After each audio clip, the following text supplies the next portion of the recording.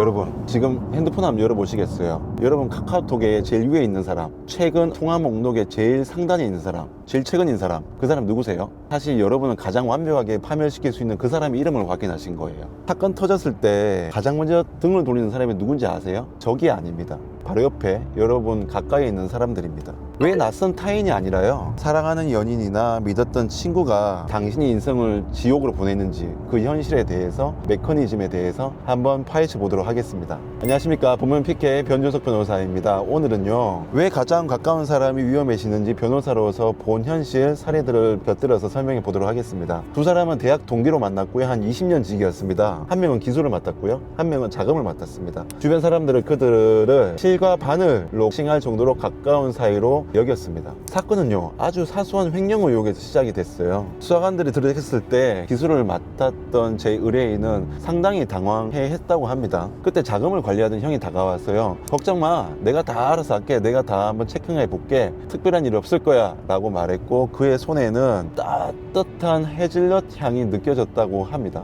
근데 조사실의 차가운 형광등 아래에서 진실이 드러났습니다. 이 형이란 사람이요, 이미 반년 전부터 모든 증거를 의뢰인의 이름으로 모두 다 조작해 뒀던 것들이 확인이 됐어요. 커서간이 내민 서류에는요, 의뢰인의 인감 도장 그리고 필적이 너무 선명하게 남아 있었던 것이 확인된 거죠. 결국 배신은 멀리서 오지 않았던 겁니다. 바로 옆자리 그 헤이즐넛 커피향이 나던 따뜻한 손길에서 시작이 됐던 거였습니다. 참 안타깝죠. 무섭고요. 의뢰인은 그때 법정 복도에서 그 형이라는 사람을 마주쳤을 때 소리를 지르지도 못했어요. 그저 그가 입고 있는 익숙한 코트의 단추만 멍하니 바라봤던 모습이 기억이 납니다. 가장 가까운 사람은요, 적이 되기로 마음먹은 순간이에요, 여러분의 아킬레스건을 정확히 어딘지 파악을 하고 찌르는 경향이 큽니다. 어떤 책임이 생기는 순간 결국에는 가장 먼저 관계에서 빠져나오는 것 같습니다. 왜냐하면 관계는 감정이고요, 책임은 현실이기 때문입니다. 현실 앞에서 사람과의 그 관계보다요, 자기의 위치를 먼저 정리하는 게 인간의 본성이에요. 가장 가까운 사람은 우리 인생에서요, 가장 많은 정보를 알고 있는 사람이에요. 자, 그래서 위기 때 가장 빨리 계산을 시작하는 사람들이 가까운 사람들이에요. 멀리 있는 사람은 조심하지만요, 가까운 사람에 대해서는 괜찮겠지라고 생각하는 게 여러분들도 마찬가지 아니십니까? 그리고 결정적인 순간에 자기를 지키는 선택을 하는 것도 역시 인간의 본성이고요.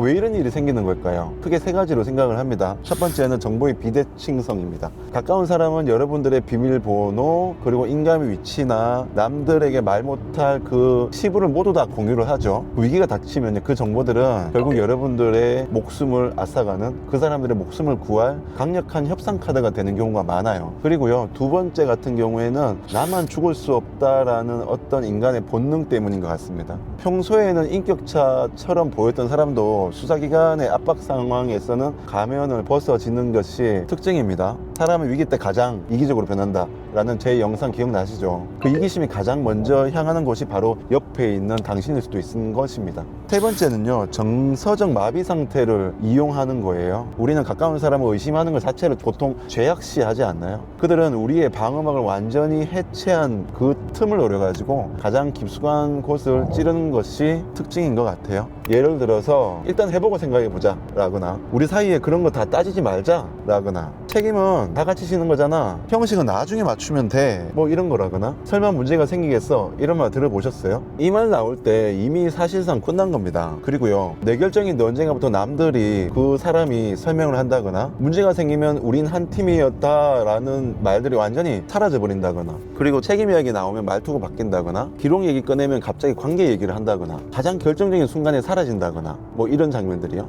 이거는 위기에서 드러나는 어떤 단순한 구조입니다. 결론을 말씀드리겠습니다. 가장 가까운 사람이 가장 위험해지는 이유는 단순합니다. 그 사람은 여러분을 누구보다 가장 잘 알기 때문이에요. 그리고요, 사람은 위기에서 가장 잘하는 사람부터 선을 긋게 돼 있어요. 그 사람은 나를 해치려고 한 게 아니고요, 자기를 지키려고 하는 것 뿐이에요. 그리고 그 선택은 가장 편한 상대방한테 향하게 돼 있는 것 같아요. 법은요, 상처를 받은 여러분의 마음을 치유해주는 수단이 아니에요. 법정에서 판사님이 관심 있는 거는요, 얼마나 믿을만 하냐에 대한 기준으로 이 사람이 어떤 사람이냐 보다 누구의 이름 이름으로 서류가 남아있냐, 이거에 대해서만 관심을 가지시게 됩니다. 사건은요 어느 날 갑자기 터지는 게 아닌 것 같습니다. 우리가 믿음이라는 이름으로 느꼈던, 거쳐갔던 수많은 신호들을요 무시했을 뿐인 것 같아요. 가장 가까운 사람일수록 법적으로는 가장 확실하게 남이 돼야 됩니다. 그래야만 그 관계가 건강하게 유지될 수 있습니다. 여러분은 오늘 영상에서 이 딱 하나만 기억하시면 됩니다. 가까운 사람일수록요 결정은 더 또렷하게 해야 되고요, 책임은 더 명확하게 나눠야 되고요, 기록은 조용히 또 꼼꼼하게 기록하셔야 됩니다. 그 부분에 대해서 좀 불편해질 수 있는 상황이 있을 것 같죠? 사실은 그것은 관계를 망치는 것이 아니고요, 관계를 오히려 살리는 유일한 방법입니다. 그리고 관계를 오래 가져가기 위한 어떤 타인에 대한 배려, 책임이 아닐까 합니다. 다음 영상에서는요 사건은 갑자기 터지지 않는 이유에 대해서 말씀을 드려볼까 합니다. 구독은 선택이고요, 생각은 가져가셔도 됩니다. 감사합니다.